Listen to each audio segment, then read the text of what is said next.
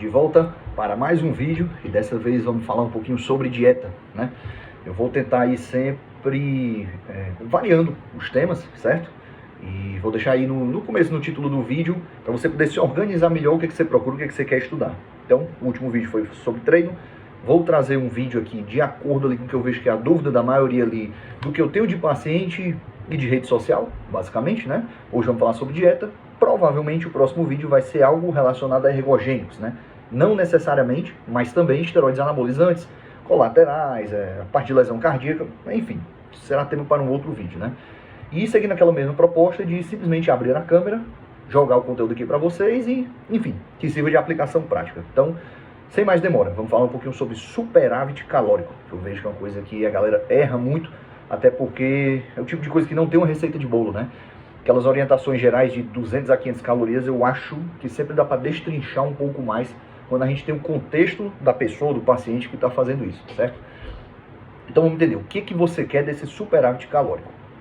Basicamente, você está querendo gerar via, né, esse superávit calórico, otimizar a recuperação do seu treino, né? Então é questão de ofertar um aporte calórico que vai cobrir aquela demanda de recuperação imposta pelo treino e otimizar um ganho de peso limpo. Lembrar que o déficit calórico por si, certo? Ele não vai induzir um processo de hipertrofia. Um alto consumo de proteína e esse mesmo superávit calórico, ele pode lhe retornar um basal de peso ali, se por algum motivo você perdeu. Vamos dizer que o seu normal ali era ter, vamos dizer aqui, 80 quilos com 15% no percentual de gordura. Por algum motivo, um acidente, uma lesão, uma doença, enfim, você caiu para 70 quilos. Então você mantém uma dieta ali, né, com entrega maior de nutrientes, a tendência é que você volte para esse seu basal. Você vai voltar para os seus 80. Agora 80 para 85, 90, você induzir hipertrofia em cima disso, simplesmente jogando comida, apesar de ter um potencial, um efeito anabólico por si, mas isso não gera sinalização para o ganho de tecido muscular, certo? Essa sinalização, ela depende do treino. Até mesmo a sinalização que vem do hormônio, não dá conta de você subir tanto esse peso assim, né? Você pode até supercompensar com glicogênio, mas criar de fato tecido novo, isso, né, é inerente a um papel do treino. Então, você primeiro olha para o treino, para o seu contexto, para aquela demanda que você está impondo, e dentro do que a gente fala de demanda de treino, isso inclui o cardio também, certo? E você entra com um aporte calórico. E, considerando que você está ali num período de ganho de peso, você está num bulk, ou num off-season, né, se você é atleta, enfim, quase sempre, né, não é obrigatório, mas quase sempre, principalmente para uma pessoa mais avançada, e até mesmo iniciante, né, enfim, em quase todos os cenários a gente entra com um superávit calórico, uma vez que ele otimiza essa questão do ganho de peso limpo. Então, vamos só deixar claro um ponto aqui, certo? É impossível a gente perder gordura, né, tirando certos momentos específicos ali do dia, mas enfim, você tem uma perda exacerbada de gordura, é impossível, né, sem um déficit calórico. Agora, dá para eu ganhar tecido muscular sem um superávit calórico, até mesmo um déficit calórico? Dá. Porém, né, se você está num período focado para isso, não é o melhor dos cenários, mas é possível. Ou seja, o superávit calórico não é em si, por si só, uma regra extremamente necessária. Mas ele é bem-vindo e ele deve ser muito bem feito. Então vamos entender, certo? O que você quer do superávit calórico? Você quer parear a recuperação do seu treino com a demanda do mesmo. Então a gente precisa ver como é que está a porrada desse treino aqui, certo? Como é que está a intensidade, como é que está o volume, como é que está a frequência dele, até onde você está indo até a falha, né? O que está limitando é uma recuperação ali periférica do músculo que você treinou, dorsais, peito, enfim, inferiores, braço, deltoides, ou o que está ali impedindo ali o seu progresso é o quê? Uma fadiga do sistema nervoso central? Eu já teria que olhar para outros detalhes da dieta, além desse superávit calórico, certo? Então vamos entender isso. Para começo de tudo, esse superávit ele vai ser proporcional, né, à demanda que você está gerando de recuperação do treino. Lembrando que inclui o cardio. Bom, olhe primeiro para isso, né? Outros fatores também. Qual é o seu ponto de partida até onde você quer chegar? Principalmente seu ponto de partida. Então, assim, pessoas, indivíduos que aguentam, vamos dizer assim, que tem o direito, se é que a gente pode falar assim, de sustentar um déficit calórico maior, certo? Pessoas, claro, que estão fazendo os esteroides anabolizantes, acaba que isso confere ali, né, uma certa flexibilidade metabólica maior. Pessoas, principalmente o principal fator, pessoas que estão com um percentual de gordura baixo, uma vez que isso otimiza ali a sensibilidade à insulina, que, enfim, creio eu que seja até mais importante do que ali a sensibilidade a androgênicos, né, a própria testosterona da pessoa. Então, uma boa sensibilidade à insulina quase sempre está atrelada a um BF baixo e a um cardio também, né, um cenário interessante para isso. E o quão avançada é essa pessoa, certo? Então, como é que é a tua demanda? como está teu percentual de gordura atual e o quão avançado você é. Porque, por incrível que pareça, pode parecer que é o contrário, né? Mas não. Geralmente, quanto mais avançado é um indivíduo, menos ele precisa de um superávit calórico. É inversamente proporcional. Então, por que é tão característico, né, daquele bodybuilder, daquele atleta, o cara que já carrega ali há tempos, há anos, mais de 100 quilos, por que é tão característico aquelas refeições enormes, aquele volume enorme de comida? Porque o basal desse cara já é naturalmente alto. Não é o superávit dele, ele não precisa ficar 30%, 40% acima do basal dele, certo? Mas como ele já tem um basal elevado, o normal dele já é com muita comida. E aí qualquer percentual que ele subir em cima disso já vai parecer um absurdo ali no volume total, no volume final de comida, certo?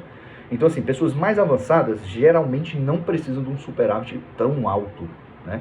Os outros mecanismos dela já vão, a própria treinabilidade dela já vai conduzir a uma recuperação, né? A gente parte do princípio que uma pessoa avançada, ele já é avançado no quesito treino também.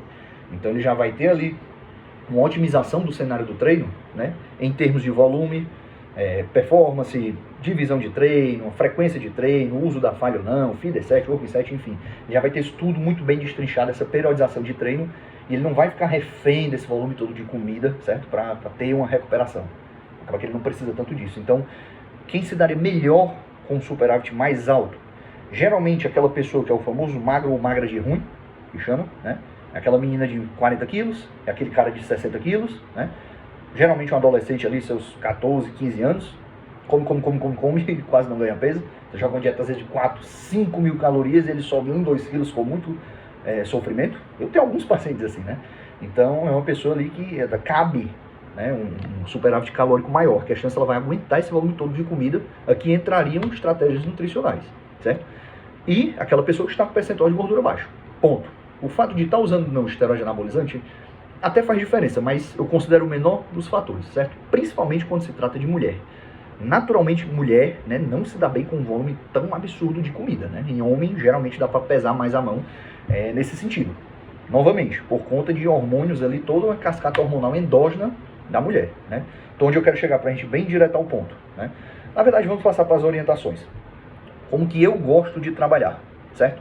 Chegou o paciente, homem, mulher, avançada, iniciante, percentual de gordura, tá usando ou não esteroides anabolizantes, é que geralmente a gente faz, a gente vai estimar, porque não dá para sair de uma estimativa, o que a gente tem de mais preciso ali, né? Quando eu falo de estimativa é referente à taxa metabólica basal.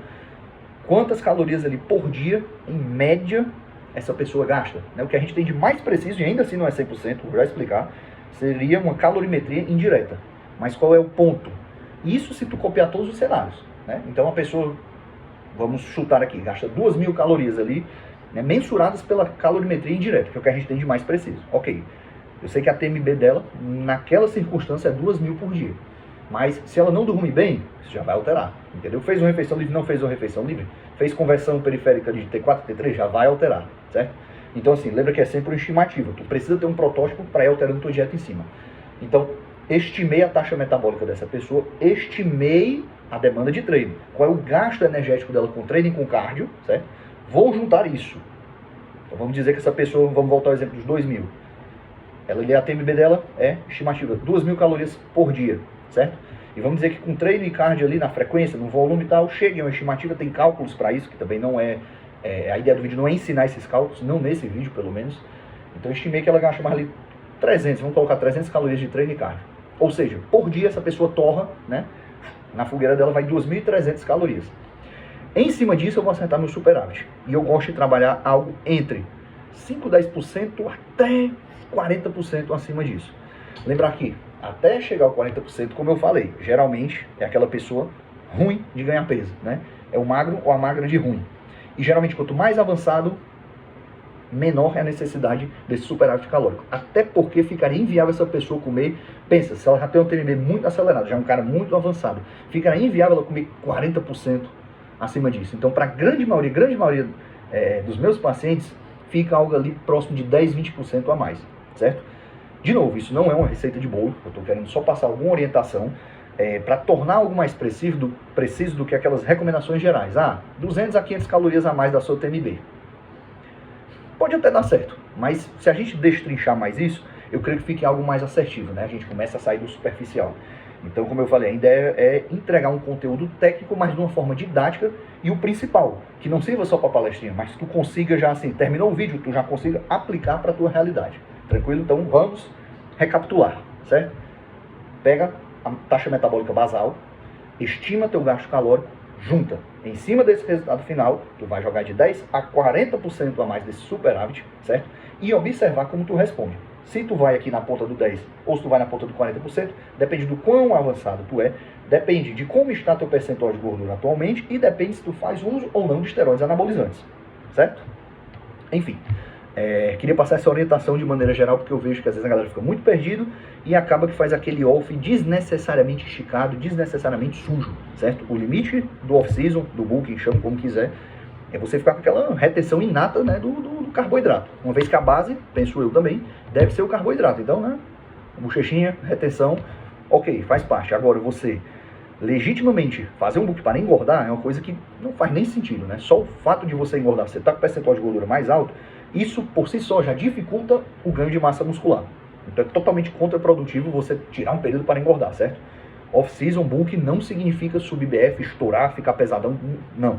Isso vai piorar sua performance e seus ganhos, né? De forma direta, por sinal, certo? Pois bem, né?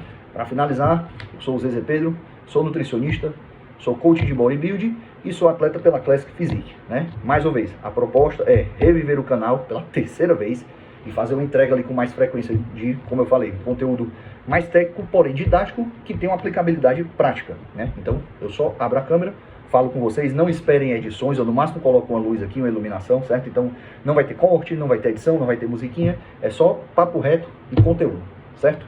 O canal, a comunidade é nossa, qualquer sugestão de tema ou dúvida, sinta-se bem-vindo para comentar e tamo junto.